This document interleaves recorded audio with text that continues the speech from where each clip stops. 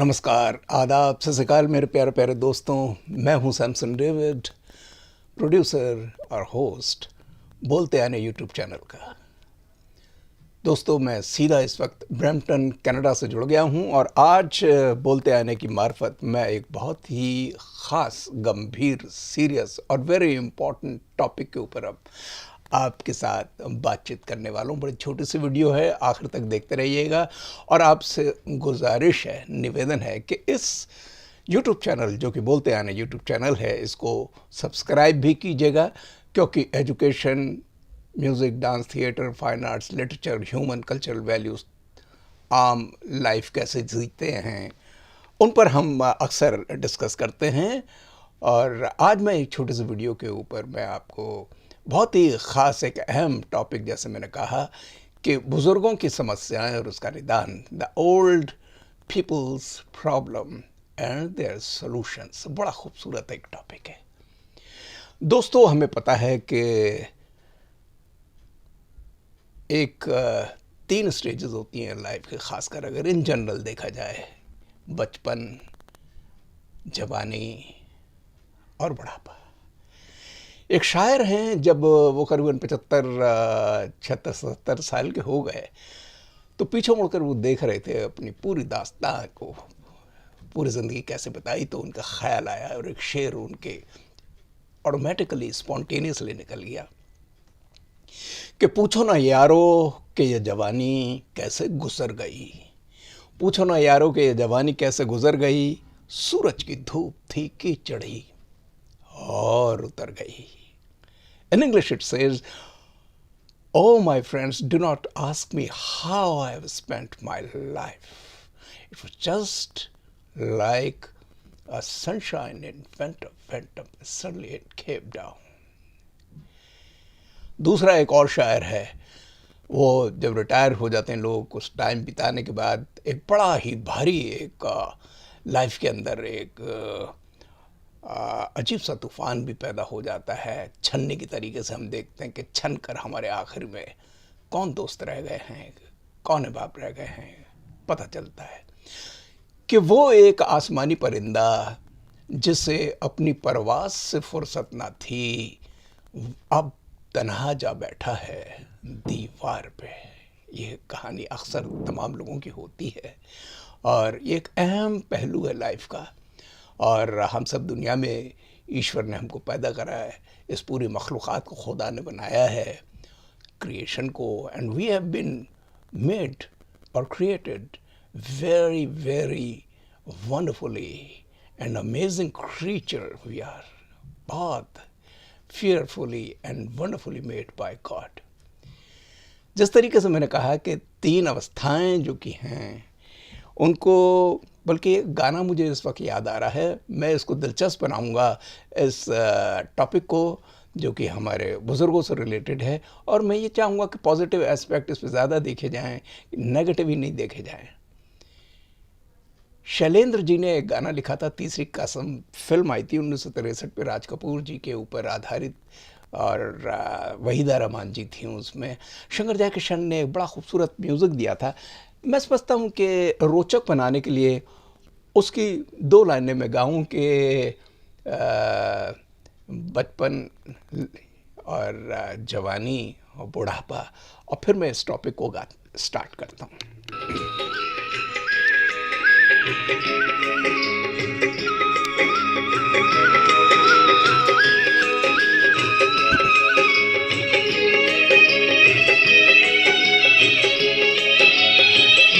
लड़कपन खेल में खोया, जवानी नींद भर सोया, लड़कपन खेल में खोया, जवानी नींद भर सोया, बुढ़ापा देख कर रोया, बुढ़ापा देख कर रोया, वही किस्सा पुराना है, सजन रे झूठ मत बोलो, खुदा के पास जाना है।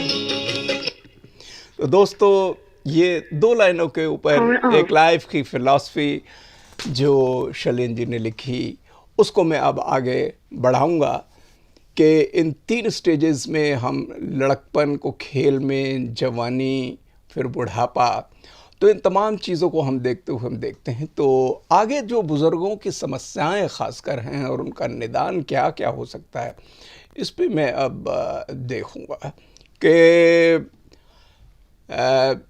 ख़ासकर जो है, मैं ये बताना चाहूँगा कि अभी अमेरिका की एक रिसर्च आई थी और उसमें मैं ऐसे ही पढ़ रहा था कि भाई जो बुज़ुर्ग लोग हैं उनकी क्या समस्याएं हैं ख़ासकर। तो उस पर एक बड़ी समस्या जो ये बताई थी कि करीबन 51% जो 51% जो हैं बुज़ुर्ग जो हैं, वो सीढ़ियाँ जो हैं वो चढ़ने के दौरान गिर जाते हैं। और ये एक बहुत ही it's a matter of concern. मैं इस वक्त कनाडा के जिस शहर में ठहरा हुआ हूँ, यहाँ जब से मैं आया हूँ, एक प्रॉब्लम ये तमाम वेस्टर्न कंट्रीज़ में बल्कि वर्ल्ड ओवर हम देखते हैं तो सीढ़ियों पे चढ़ते हैं। यहाँ अक्सर घर जो है वो सीढ़ियों वाले हैं।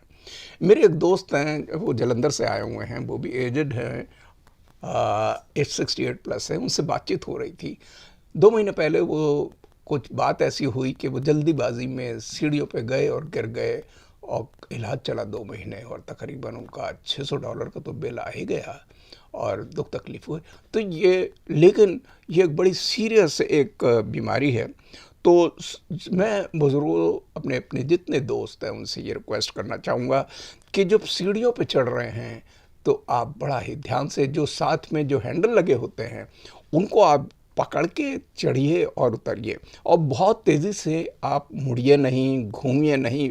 बड़ा सॉफ्टली एंड टेंडरली, आस्ते, रम रम के और प्यारी तरीके से अपने को बिहेव करना है, क्योंकि वो एक एज ऐसी आ जाती है जिसमें मसल वगैरह जो हैं वो हल्के हो जाते हैं, पुरानी जैसी बातचीत होती नहीं है। तो इसलिए मेरी ये गुजारिश अपने दोस्तों से है जो कि ख़ासकर बुज़ुर्ग हैं, एजड हैं, कि वो एक तो पौड़ियों पे जब चढ़ते हैं तो उसको बड़ा ध्यान से चढ़ें, और घूमना और जो कि मुड़ना है उसको बड़ा सॉफ्टली टेंडर करें। और अपने पैरों पर जो झुक के एक्सरसाइज करना, अपनी पुराने ज़माने में जो हम एक्सरसाइज करते थे कि झुक गए फिर ऊपर उठ गए, इसको भी थोड़ा बंद करें। अपने कपड़े पहनते हैं, जैसे पैंट पहन रहे हैं या कुछ कपड़े पहन रहे हैं, तो उसको भी जो है बड़ा ही एकदम से झटके दे के ना करें, बड़ा सॉफ्टली टेंडरली, केयरफुली। सिटअप वगैरह जो हैं ये ना करें, बाएं और दाएं मुड़ना बड़ा विगरसली ना करें, पीछे भी हटना, जैसे या कोई भारी सामान उठाना पड़ता है, उस भारी सामान उठाने के लिए आप कोशिश ना करें, क्योंकि आपको लगेगा कि शायद आप उठा लेंगे और आपको जवानी भी याद आ जाए। लेकिन उस वक्त ऐसा होता है कि हमारी हड्डियां जो हैं, हमारे मसल्स जो हैं, इस तरीके से आस्ते आस्ते कमज़ोर होने लगते हैं कि वो बर्दाश्त नहीं कर पाते और कभी भी ऐंठन आ जाती है या कोई सीरियस उस पर कुछ प्रॉब्लम आ सकती है। बिस्तरे पे अब जैसे हम लेटे रहते हैं, ख़ासकर बुज़ुर्ग जो हमारे दोस्त हैं उनको बहुत टाइम मिलता है रिटायरमेंट के बाद, का टाइम कैसे स्पेंड करें इस पहलू पे भी मैं बताऊंगा। लेकिन जब हम बिस्तर पे लेटे हुए काफ़ी देर तक और एक उठते हैं, वॉशरूम जाना है या कहीं भी है, जो भी बात है, उठने के लिए, तो आप थोड़ी देर, और ख़ासकर ये सुबह का वक्त मैं आपको बताना चाहूँगा मेरे प्यारे दोस्तों कि आप सुबह जब उठते हैं तो तकरीबन 1 डेढ़ 2 मिनट आप आराम से बैठ जाइए अपने बेड पे टांगे नीचे करके, तब आप उठिए। मैंने कई एक अपने दोस्त देखे हैं या सुनता हूँ कि वो अचानक से जब उठ जाते हैं और खड़े हो जाते हैं और बिना वो बैठे हुए, तो उससे कभी भी आपका जो कि है आप गिर सकते हैं, अनकॉन्शियसनेस हो सकती है, बीमार हो सकते हैं। तो ये अचानक से बिस्तर पे ना खड़े हों, बहुत तनाव में ना रहें, और ख़ासकर जो 65 साल की उम्र के बाद का जो तजुर्बा है वृद्धावस्था के अंदर, इसमें ये प्रॉब्लम आ जाती हैं। एक आ जाती है कि गले में जो है भोजन अटक जाता है, आपका फंस जाता है। एक समस्या आती है गलत तकिया रख लिया तो दर्द होने लगता है। एक होती है कि पैर में ऐंठन हो गई। एक होती है कि पैर में झुंझुनियाँ, ये जो है झुंझुनी सी बसती है और सुन्नपन सा आ जाता है। ये विशेषकर छोटी मोटी प्रॉब्लम है। अच्छा, जैसे मैंने आपको कहा कि अगर खाना अटक गया है तो आप उसको लिए ऐसा करें, एक सलूशन मैं आपको बताता हूँ कि अपने हाथ ऊपर उठा लें, ठीक है, थोड़ी सी देर के लिए, आधा 1 मिनट या 30 सेकंड आप ऊपर उठा लें, और खाना जो है फिर वो ऑटोमेटिकली जो एडजस्ट हो जाएगा। और हाथों को जो है सिर के ऊपर उठाने तक ले जाना है ताकि आपका गला जो है जो फंस गया है वो नीचे ऑटोमेटिकली उतर जाए। अच्छा, गलत तकिया रखने की जो बात है जो मैं बताना चाह रहा हूँ कि जब आप उठते हैं तो गर्दन में कभी कभी आपको दर्द भी हो जाता है, क्योंकि वो ऐसा होता है कि आपके जो कि नर्व्स हैं या आपके मसल्स हैं, हड्डियां हैं, वो इस तरीके से एडजस्ट नहीं होती हैं और बर्दाश्त नहीं कर पाती, तो एक ही जगह रह के उस पर दर्द पैने लगता है। आप उस पर सिर्फ ये कीजिएगा कि अपने पैरों को ऊपर उठाने की आप ज़रूरत करें और फिर अपने पैर की उंगलियों को खींचकर आप राइट साइड और लेफ़्ट साइड आप उसको या तो मालिश करें या मोड़ें। और पैर में अगर ऐंठन आ गई है तो जब आपके बाएं पैर में ऐंठन अगर आती है तो अपने दाहिने हाथ को ऊपर उठाएं, और जब आपके दाहिने हाथ में अगर ऐंठन हो तो अपने बाएं हाथ को ऊपर उठाएं, और इससे जो है आपको जल्दी आराम मिलेगा। अच्छा, झुनझुनी जो है ये सुन्न पड़ जाता है पैर और सुन्नपन सभी आ जाता है, उसके लिए जब आप बायां पैर जो है उस पे अगर आपको सनसनाहट सी हो या झंझनी सी हो, झंझनाहट हो, तो अपनी दाहिनी हथेली को अपनी पूरी ताकत से घुमाएं, और जब दायां पैर झुंझनी हो तो अपनी बाईं हथेली को अपनी पूरी ताकत से घुमाएं। ये कुछ ऐसे शुरू में ही मैं अपने टॉक में कुछ ऐसी बातें बता रहा हूं कि आप इन बातों को थोड़ा ध्यान रखें। कुछ मैं एक छोटी सी एक्सरसाइज ऐसी बता देता हूं क्योंकि मैंने जो सीखी हैं बड़े डॉक्टरों से, और आमतौर की एक्सरसाइज तो सब लोग करते ही हैं, लेकिन कुछ ऐसी, जैसे मान लीजिए नींद नहीं आती है आपको, नींद नहीं आने की एक प्रॉब्लम है, उसको इंसोम्निया भी बोलते हैं, तो निद्रा ना आए।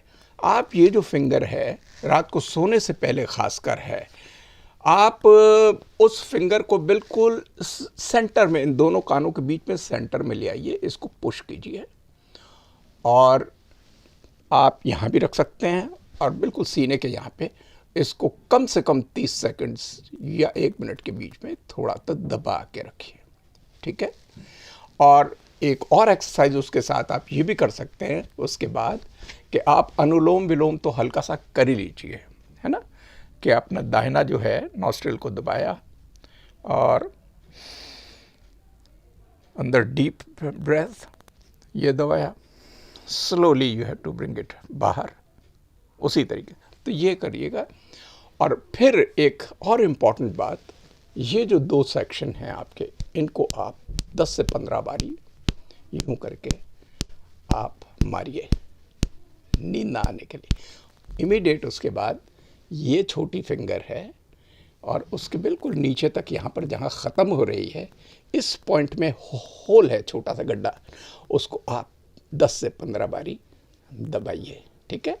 उसी तरीके similarly you have to take this position, यहाँ छोटी उंगली के पास बिल्कुल नीचे एक गड्ढा है, इसको आप 10 से 15 बारी दबाइए, ठीक है। बहुत ही आपको आराम से, छोटी सी बात मैंने बताई है, और आप देखिए गहरी सी सांस लेके 2-3 बारी छोड़िए, और बहुत ही अच्छी, ईश्वर करे कि आपको एक बड़ी ही एक तसल्ली बख्श, बड़ी ही अच्छी नींद आएगी। और ये तो खैर मैंने ऐसी बात बता दी कि अच्छा, एक और मैं सोच रहा था कि टेंशन्स हो जाती है, चिंता हो जाती है, तो उस पे जो आप पीछे जो है ना, अंगूठा लेके कान के पीछे दोनों साइड में देखो गड्ढे हैं, वो गड्ढों में नर्व के सारे वो छुपे हुए हैं आपके टेंशन से रिलेटेड, सर्विकल, वो जो आपका सेरेब्रल सिस्टम से 10 बारी आप गोलाई में घुमाइए यूँ, और एंटी क्लाइमेक्स में 10 बारी आस्ते आस्ते घुमाइए यूँ, ठीक है। तो ये करके आप ज़रूर कीजिएगा, क्योंकि जो बुज़ुर्गी की जो प्रॉब्लम है उसमें बॉडी जो है ऑटोमेटिकली, आपको पता है कि ये एंटी क्लाइमेक्स की तरफ छुड़ती है। बचपन से तो हम छलांगे लगाते हैं, युवा होते हैं और ऊपर जाते हैं, आस्ते आस्ते 30, 40, 50 साल के बाद हम एंटी क्लाइमेक्स से आ जाते हैं। तो ये हमारी प्रॉब्लम से मैंने आपको खासकर आपको बताई। एक हमारे बुज़ुर्गों के साथ ये प्रॉब्लम है कि आजकल जो जॉइंट फैमिली सिस्टम है बहुत ही क्रम्बलिंग डाउन, टूटता जा रहा है।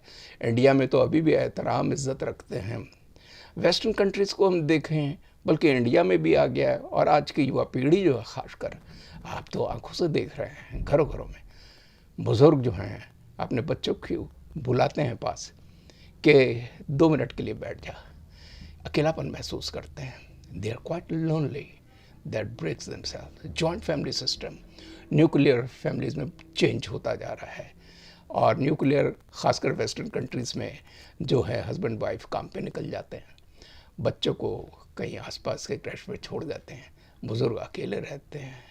बहुत दयनीय है। मैंने ऐसी आंखों से देखा है, यहाँ पर बहुत सारे लोग हैं जो अकेले बुज़ुर्ग हैं, तरसते हैं। अभी रिसेंटली मेरे साथ 2 हफ्ते पहले एक पार्क है और मैं तकरीबन वहाँ पर 11 बजे बैठा हुआ था। एक 94 ईयर्स के बुज़ुर्ग आए, मेरे पास बैठ गए, प्यार भरी बहुत सारी बातें करी। लेकिन बहुत टाइम हो गया, मेरे घर से मेरी वाइफ के फ़ोन आते रहे कि आ क्यों नहीं रहे। मैंने उन बुज़ुर्ग से रिक्वेस्ट करी कि सर मेरे को जाने दीजिए। वो कहने लगे थोड़ा सा और बैठ जाओ। मैं बैठ गया, काफ़ी देर हो गई, वो बातें करने लगे, यानी दिल की, ही वॉज जस्ट स्पॉन्टेनियसली, उनके बहुत वेंटिलेशन हो रहा था फीलिंग्स का। मैं भी बात करता रहा। घर से फिर फ़ोन आए। जब मैं अपना फ़ोन उठा के चलने लगा, उन्होंने फ़ोन पकड़ लिया मेरा और फ़ोन करके अपनी जेब में डाल लिया, तू मत जा। यहाँ हर शख्स ऐसा है, इतना बड़ा कंट्री है, सब कुछ है, बात करने वाला कोई नहीं है। I was bleeding, that was too hard for me to really bear, tolerate. बहुत बहुत बहुत आइसोलेशन बड़ी भारी प्रॉब्लम है, अकेलापन की बड़ी प्रॉब्लम है, उनकी हेल्थ की प्रॉब्लम है। हेल्थ में तमाम तरीके की उनको जो बीमारियां हैं, अगर मैं गिनाऊँ आपको तो वो बीमारियां भी बहुत सारी हो जाती हैं। और उसमें चाहे आँखों की बीमारी है, कैटरेक्ट की प्रॉब्लम है, फटीग है, लॉस ऑफ बैलेंसिंग है। लॉस ऑफ बैलेंसिंग का मैंने बताया, अक्सर गिर जाते हैं। डायबिटीज़ है, हार्ट डिसीज़ है, और जीरियाट्रिक रिलेटेड बहुत सारी ऐसी प्रॉब्लम्स हैं जो मेल न्यूट्रिशन की है।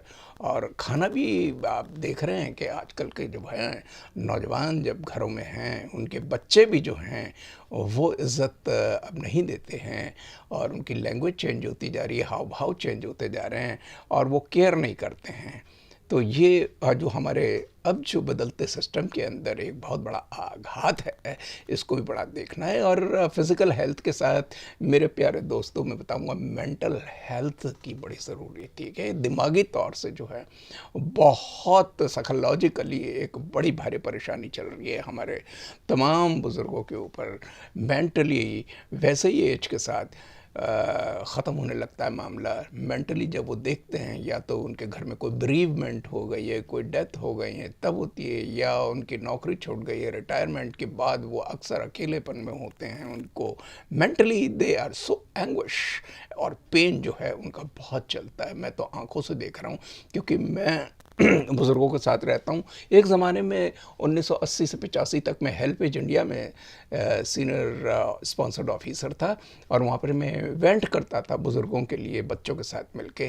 तो मुझे याद है कि मैंने फ़ंड रेज़ करे मोबाइल यूनिट के लिए, बसेस के लिए, ओल्ड एज होम्स के लिए, लिफ्ट्स के लिए, कैंसर से जो मुतासिर हैं तमाम। तो मैं आंखों से देखता था, बुज़ुर्गों के पास जाता था, मिलता था कि ये जो लोनलीनेस है और मेंटल हेल्थ की जो प्रॉब्लम है, साइकोलॉजिकल जो है प्रॉब्लम, ये बहुत ज़्यादा। फिर उसके साथ देखते हैं कि मेंटल के साथ मेमोरी लॉस हो जाता है। मेमोरी लॉस तो मैं जीते जागते बहुत देख रहा हूँ। मेरे कई उदाहरण में से एक बड़ा उदाहरण ये है कि एक मेरे दोस्त हैं, काफ़ी बुज़ुर्ग हैं, 83 ईयर्स के, जो हम इकट्ठे वॉक पे जाते हैं और आते हैं। तो कई महीने हो गए, करीबन 2 महीने हो गए हैं, और वो रिपीटेडली एक ही बात करते हैं कि मैं वहाँ काम करता था और ये मेरा ऑफिस था, मैंने ये करा, ये करा, मेरे घर में ये है, मेरे ये हैं, ये 10-15 minute ditto same to same daily. तो ये उनका मेमोरी के साथ भी हो जाता है, और उनको याद नहीं रहती पुरानी बातें। तमाम चीज़ें जो हैं, लोनलीनेस से लेके एक डिप्रेशन है, एंग्जाइटी है, स्लीप डिसऑर्डर है, मैंने बताया स्लीप डिसऑर्डर के लिए बताई भी दी। ये तमाम जो प्रॉब्लम है मैंने आपको इसलिए मैं बता रहा हूँ कि आप जो बदलता जो हमारी दुनिया का स्वरूप है, उस पे हम सबको मिलकर लड़ना है। बातें तो बहुत कह सकता हूँ क्योंकि शॉर्ट वीडियो के अंदर मैं बहुत सारी कह भी नहीं सकता, और यही मैं रिक्वेस्ट करूँगा कि हमारी ये जो प्रॉब्लम जो मैंने आपको बताई, एक तो फिज़िकल ख़ासकर जो है, और एक मेंटल है, और एक आती है फाइनेंशियल वाली। फाइनेंशियल में बिल्कुल जेब खाली होती है हमारे बुज़ुर्गों की, ख़ासकर वेस्टर्न कंट्रीज़ में बुज़ुर्गों को क्यों रखते हैं लोग, मैंने सुना है उनकी पेंशन तक जो घरों में रहते हैं उनके बच्चे खा जाते हैं, रख लेते हैं। You don't believe, I think, लेकिन ये सच है। दिस बहुत मुश्किल दुनिया चल रही है। हमें जागरूकता पैदा करनी है, हमें कम्युनिटी सर्विस प्रोवाइड करनी है ऐसे लोगों के लिए। गवर्नमेंट की तरफ से मैं ये चाहूँगा, ये होना चाहिए खासकर। अब जैसे एक बॉनी ब्रेस क्लब है यहाँ पे ब्रैम्पटन में, मैं वहाँ का मेंबर हूँ। काफ़ी सारे बुजुर्ग इकट्ठे होते हैं, किसी की उम्र 65 है, किसी की 70, किसी की 85, किसी की 89 है, कोई 90 भी है। सबके एक किस्से मैं सुनता हूँ। लेकिन ऐसे क्लब वो अपने आप ही बना रखे हैं। गवर्नमेंट की तरफ से कुछ तो हेल्प हो, एक कम्युनिटी सेंटर की तरीके से एक कमरा, एक शेड मिल जाए जहाँ पर ये बैठें, जहाँ पर 2-4 घंटे वो बैठ के अपने मन की बातें निकालते हैं, बातें करते हैं। कुछ गवर्नमेंट की तरफ से अच्छे एफर्ट्स होने चाहिए, ये नहीं कि थोड़ा सा उन्होंने थोड़ा सा पैसा दे दिया। कुछ वॉलंटियर्स तैयार करने चाहिए, सुनने वाले होने चाहिए। मेरे दोस्तों, ये मैंने छोटी सी वीडियो बनाई है, इसको खूब शेयर कीजिएगा। मैं ऐसी वीडियो और बनाऊंगा, और आखिर में मैं सिर्फ ये बताऊंगा कि 6 ऐसी बातें हैं जो कि दुनिया में सबसे बड़े डॉक्टर यही हैं, अपने तमाम बुज़ुर्ग हैं उनको एक और सॉल्यूशन में बताऊंगा। सुबह जब उठते हैं तो सूरज की रोशनी आपका सबसे बड़ा डॉक्टर है, क्योंकि नया दिन आता है, नई तपिश आती है, नई एनर्जी लाती है। उसको सलाम करें, उसका वेलकम करें, उसका स्वागत करें। सूरज की रोशनी। दूसरा है आपको प्रॉपर आराम, ये बड़ा भारी डॉक्टर है। पूरा आराम कीजिए, ठीक है ना, सोइए खूब, जितना भी सो सकते हैं उठिए। तीसरा, व्यायाम ज़रूर कीजिए, कोई ना कोई एक्सरसाइज ज़रूर कीजिए, मगर विगरस एक्सरसाइज नहीं। सॉफ्ट वॉक करें, है ना, ओवर ना करें, हाथ पैर हिलाइए थोड़े बहुत। और चौथा जो है वो आप प्रॉपर खाना खाइए, उचित आहार जिसे कह सकते हैं। प्रॉपर खाना खाइए, न्यूट्रिशियस होना चाहिए, सड़ा गला नहीं होना चाहिए, न्यूट्रिशियस हो, ज़्यादा ना हो, उतना जितना चबा सके खा सके वो।